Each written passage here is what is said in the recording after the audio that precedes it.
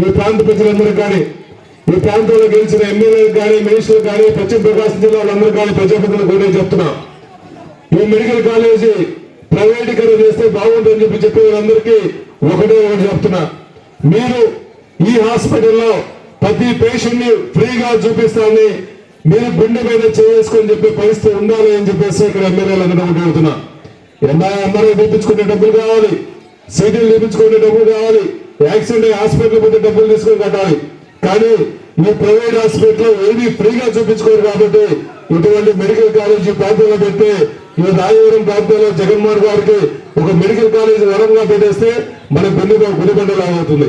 ఆ హాస్పిటల్ పోవాలి డబ్బులు కట్టాల్సిన పరిస్థితి వస్తుంది. కాబట్టి ఈ చేసే పోరాటం ఈ వైఎస్ఆర్ కాంగ్రెస్ పార్టీ కోసమే కాదు, ఈ ప్రాంత ప్రజలందరికీ పశ్చిమ ప్రకాశం జిల్లా ప్రజలందరి కోసం, భావి భవిష్యత్తు కోసం, మన పిల్లల కోసం, మన ప్రాంత పిల్లలు కూడా మెడికల్ కాలేజ్ డాక్టర్ అవడం కోసం ఈ ఉద్యమం చేస్తున్నాం. కాబట్టి మన భవిష్యత్తు కోసం చేసే ఈ పోరాటంలో ప్రతి ఒక్క కార్యకర్త కానీ, ప్రజలు కానీ, మహిళలు కానీ, అక్క చెల్లెలందరూ కానీ ఈ వైఎస్ఆర్ కాంగ్రెస్ పార్టీ నడుం కట్టి ప్రతి ఒక్కరు ఉద్యమంలో సపోర్ట్ చేయాలని చెప్పి మనస్ఫూర్తిగా కోరుకుంటున్నాను.